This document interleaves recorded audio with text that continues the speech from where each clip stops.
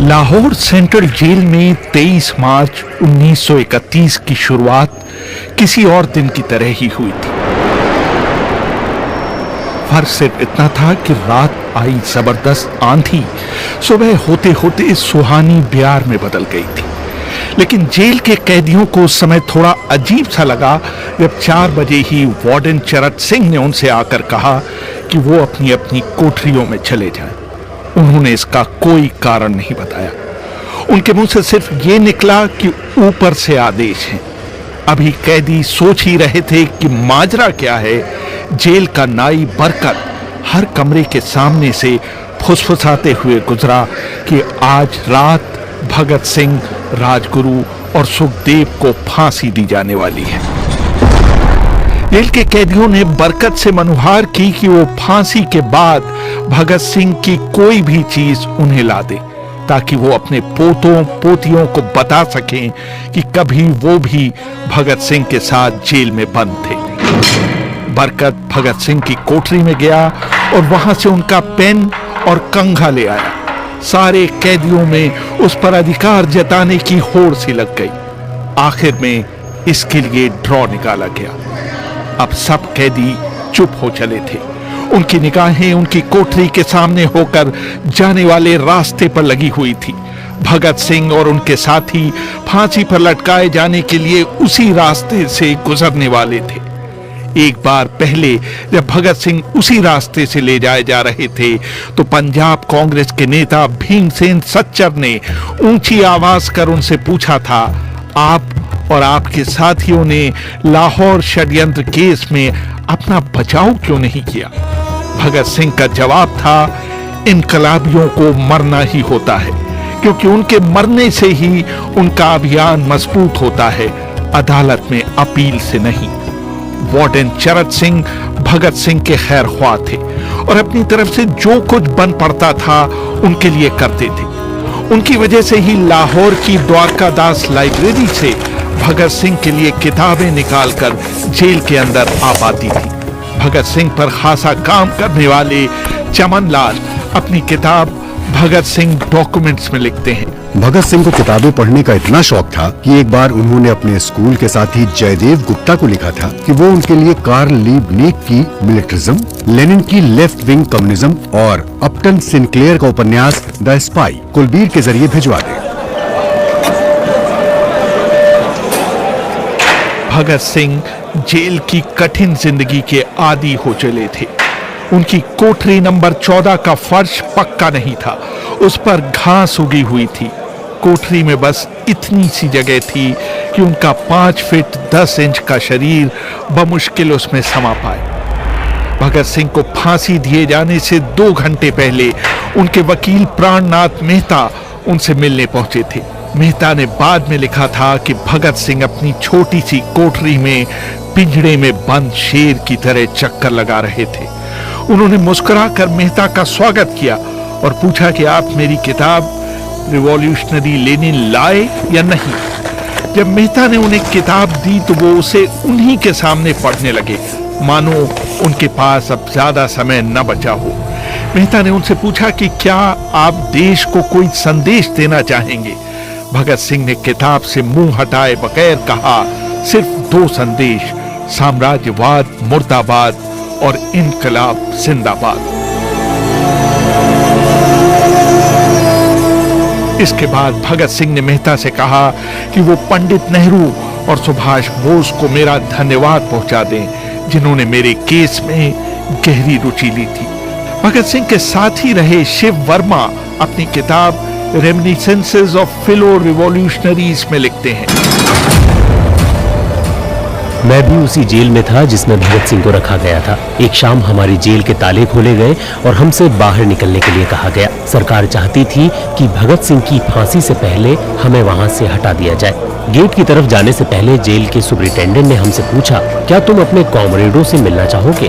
हमें भगत सिंह की कोठरी के बाहर ले जाया गया। उन्हें देखते ही मेरी आंखों में आंसू आ गए। भगत सिंह ने मुझे कहा, ये भावुक होने का समय नहीं है, जल्दी ही मैं सारी चिंताओं से मुक्त हो जाऊंगा, तुम वादा करो कि तुम हार नहीं मानोगे। इतना कहकर उन्होंने सींगचे से अपने हाथ बाहर निकालकर मेरे हाथों को पकड़ लिया।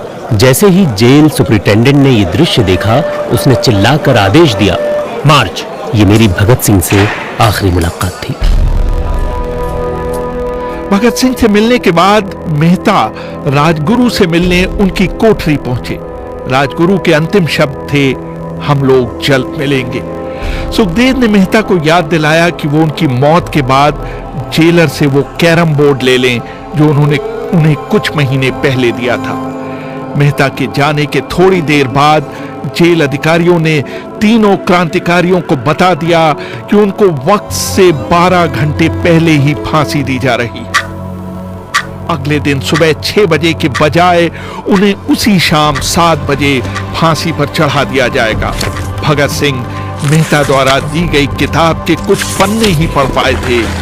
उनके मुंह से निकला, क्या आप मुझे इस किताब का एक अध्याय भी खत्म नहीं करने देंगे? भगत सिंह ने जेल के मुस्लिम सफाई कर्मचारी बेबे से अनुरोध किया कि वो उनके लिए उनको फांसी दिए जाने से एक दिन पहले शाम को अपने घर से खाना लाए। लेकिन बेबे भगत सिंह की ये इच्छा पूरी नहीं कर सके, क्योंकि भगत सिंह को 12 घंटे पहले फांसी देने का फैसला ले लिया गया और बेबे को जेल के गेट के अंदर घुसने ही नहीं दिया गया। थोड़ी देर बाद तीनों क्रांतिकारियों को फांसी की तैयारी के लिए उनकी कोठरियों से बाहर निकाला गया। भगत सिंह, राजगुरु और सुखदेव ने अपने हाथ आपस में जोड़े और अपना प्रिय आजादी गीत गाने लगे। कभी वो दिन भी आएगा कि जब आजाद हम होंगे, ये अपनी ही जमीन होगी, ये अपना आसमां होगा। फिर इन तीनों का एक एक करके वजन लिया गया। सबके वजन पहले से बढ़ गए थे। इन सब से कहा गया कि अपना आखिरी स्नान करें। फिर उनको काले कपड़े पहनाए गए, लेकिन उनके चेहरे खुले रहने दिए गए। चरत सिंह ने भगत सिंह के कान में फुसफुसाकर कहा कि वाहेगुरु को याद करो। भगत सिंह बोले, पूरी जिंदगी तो मैंने ईश्वर को याद नहीं किया। असल में मैंने कई बार गरीबों के क्लेश के लिए ईश्वर को कोसा भी है। अगर मैं अब उससे माफी मांगूं तो वो कहेगा कि इससे बड़ा डरपोक कोई नहीं है। इसका अंत नजदीक आ रहा है, इसलिए ये माफी मांगने आया है। जैसे ही जेल की घड़ी ने 6 बजाए, कैदियों ने दूर से आती कुछ पद चापें सुनी। उनके साथ भारी बूटों के जमीन पर पड़ने की आवाजें भी आ रही थी। साथ में एक गाने का भी दबा हुआ स्वर सुनाई दे रहा था, सरफरोशी की तमन्ना अब हमारे दिल में है। तभी अचानक जोर जोर से इनकलाब जिंदाबाद और हिंदुस्तान आजाद हो के नारे सुनाई देने लगे। फांसी का तख्ता पुराना था, लेकिन फांसी देने वाला काफी तंदुरुस्त था। फांसी देने के लिए मसीह जल्लाद को लाहौर के पास शाहदरा से बुलवाया गया था। भगत सिंह इन तीनों के बीच में खड़े थे। वो अपनी मां को दिया गया वो वचन पूरा करना चाहते थे कि वो फांसी के तख्ते से इनकलाब जिंदाबाद का नारा लगाएंगे। भगत सिंह पर किताब लिखने वाले प्रोफेसर मलविंदर जीत सिंह वराइच लिखते हैं, लाहौर जिला कांग्रेस के सचिव पिंडी दास सोंधी का घर लाहौर सेंट्रल जेल से बिल्कुल लगा हुआ था। भगत सिंह ने इतनी जोर से इनकलाब जिंदाबाद का नारा लगाया कि उसकी आवाज सोंधी के घर तक सुनाई दी। उनकी आवाज सुनते ही जेल के दूसरे कैदी भी नारे लगाने लगे थे। तीनों युवा क्रांतिकारियों के गले में फांसी की रस्सी डाल दी गई, उनके हाथ और पैर बांध दिए गए। तभी जल्लाद ने पूछा, सबसे पहले कौन जाएगा? सुखदेव ने सबसे पहले फांसी पर लटकने की हामी भरी। जल्लाद ने एक एक कर रस्सी खींची और उनके पैरों के नीचे लगे तख्तों को पैर मारकर हटा दिया। काफी देर तक उनके शव तख्तों से लटकते रहे। बाद में उन्हें नीचे उतारा गया और वहां मौजूद डॉक्टरों लेफ्टिनेंट कर्नल जे नेल्सन और लेफ्टिनेंट कर्नल NS सोधी ने उन्हें मृत घोषित किया। कुलदीप नैयर अपनी किताब विदाउट फियर में लिखते हैं। एक जेल अधिकारी पर फांसी का इतना असर हुआ कि जब उससे कहा गया कि वो मृतकों की पहचान करे तो उसने ऐसा करने से इनकार कर दिया। उसे उसी जगह पर निलंबित कर दिया गया। बाद में एक जूनियर अफसर ने ये काम अंजाम दिया।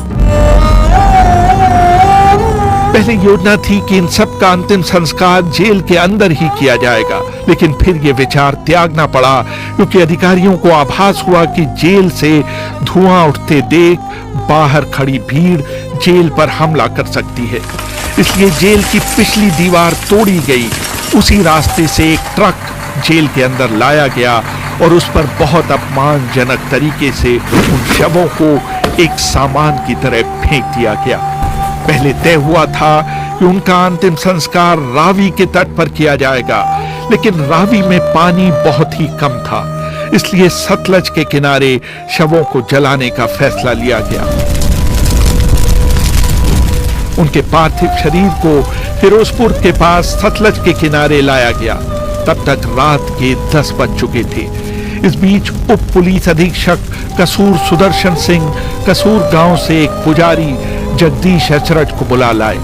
अभी उनके शवों में आग लगाई ही गई थी कि लोगों को इसके बारे में पता चल गया। जैसे ही ब्रिटिश सैनिकों ने लोगों को अपनी तरफ आते देखा, वो शवों को वहीं छोड़कर अपने वाहनों की तरफ भागे। सारी रात गांव के लोगों ने उन अधजले शवों के चारों ओर पहरा दिया। अगले दिन दोपहर के आसपास जिला मजिस्ट्रेट के दस्तखत के साथ लाहौर के कई इलाकों में नोटिस चिपकाए गए, जिसमें बताया गया कि भगत सिंह, सुखदेव और राजगुरु का सतलज के किनारे हिंदू और सिख रीति से अंतिम संस्कार कर दिया गया। इस खबर पर लोगों की कड़ी प्रतिक्रिया आई और लोगों ने कहा कि इनका अंतिम संस्कार करना तो दूर, उन्हें पूरी तरह जलाया भी नहीं गया। जिला मजिस्ट्रेट ने इसका खंडन किया, लेकिन किसी ने उस पर विश्वास नहीं किया। इन तीनों के सम्मान में 3 मील लंबा शोक जुलूस लाहौर के नीला गुंबद से शुरू हुआ। पुरुषों ने विरोध स्वरूप अपनी बाहों पर काली पट्टियां बांध रखी थीं और महिलाओं ने भी काली साड़ियां पहन रखी थीं। लगभग सभी लोगों के हाथ में काले झंडे थे। लाहौर के मॉल से गुजरता हुआ जुलूस अनारकली बाजार के बीचों बीच जा रुका। यकायक पूरी भीड़ में उस समय सन्नाटा छा गया जब घोषणा की गई कि भगत सिंह का परिवार तीनों शहीदों के बचे हुए अवशेषों के साथ फिरोजपुर से वहां पहुंच गया है। जैसे ही 3 फूलों से ढके ताबूतों में उनके शव वहां पहुंचे, भीड़ भावुक हो गई। लोग अपने आंसू नहीं रोक पाए। वहीं पर एक मशहूर अखबार के संपादक मौलाना जफर अली ने एक नज्म पढ़ी, जिसका लब्बो-लबाब था कि किस तरह इन शहीदों के अधजले शवों को खुले आसमान के नीचे जमीन पर छोड़ दिया गया।